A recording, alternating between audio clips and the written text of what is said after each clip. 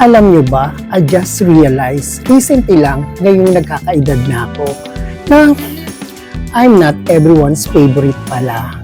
Pero, ganun nga talaga siguro kung nagkakaedad na tayo. Natutunan natin na lumiliit yung mga circle of people na nasa paligid natin. Kaya, yan ang ating pag-uusapan at i-share ko ngayon dito sa aking My Journal in Motion sa Love Life Me, Myself and I, this Alexander YouTube channel. I am not everyone's favorite.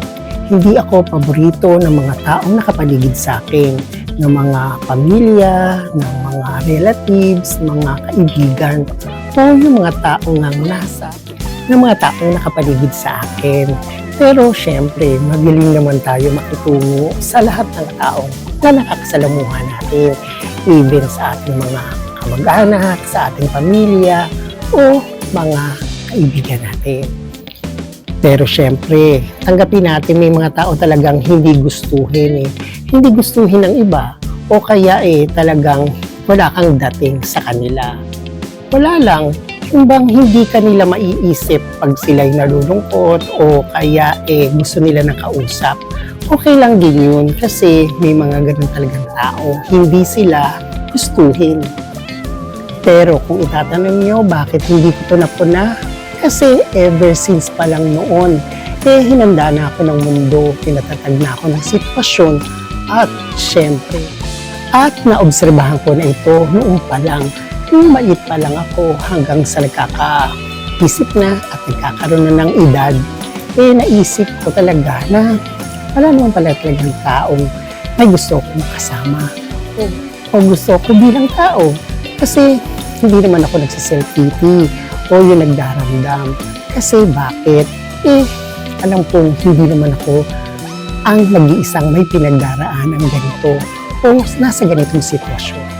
Katulad nga ng sinabi ko, nagpapasalamat na rin ako dahil hinanda ako ng mundo at pinatatag ako ng mga bagay-bagay at sitwasyon na aking pinagdaraanan habang ako ay lumalakbay sa mundong ibabaw. Tsaka ang isa sa nagpalakas sa aking loob na masanay, yung talagang masasanay ka sa mundong ibabaw na darating ang buhay na mag-isa ka. O mag-iisa ka sa mga sitwasyon, mga may pinagdaraanan kang pagsubok.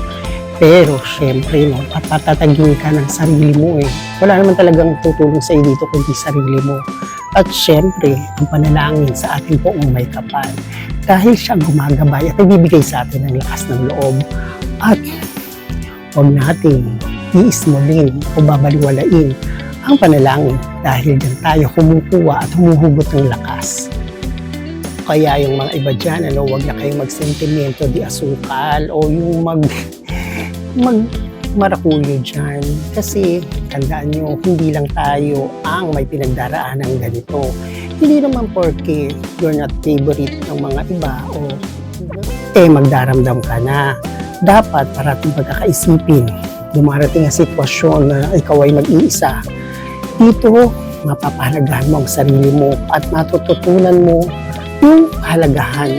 Ang pag-iisa ay nagbibigay sa atin ng pag-iisip, pagmumuni-muni ng mga bagay na makakabuti sa atin. Kasi hindi naman lahat ng mga bagay kailangan natin sabihin sa iba o i-confide natin sa iba. Kasi hindi rin naman ito nakakatulong. Lahat ng bagay ay depende. Depende na matutunan mo ang isang bagay na makakabuti para sa iyong sariling kabutihan. Kaya pagkakatandaan nyo, para lumakas ang iyong pakikipaglaban sa mundong ito, meron sa ating Diyos na nakaagapay sa ating mga pag-iisa, sa ating mga marakulyo, mga sentimento natin di asukal dito sa mundong ibabaw. Pagkatiwala lang natin ito sa ating Poong May Kapal at hindi mo mararamdamang ikaw ang nag-iisa at lahat tayo ay kanyang favorite. Favorite na tayo dahil siya ang naglalang sa atin. Pagkatandaan, siya ang naglalang sa atin, kaya hindi na tayo pababayaan. O ayan, sa isang saglit na naman na ating paghuhuntahan at pagkakwentuhan, ay meron tayo napulot kahit papaano na i-share ko sa inyo. para kahit papaano ang buhay natin sa mundong ibabaw ay gumangga-anggaan. Kaya thank you for watching and please don't forget to subscribe, share, like, and comment to my video. And thank you for watching and God bless.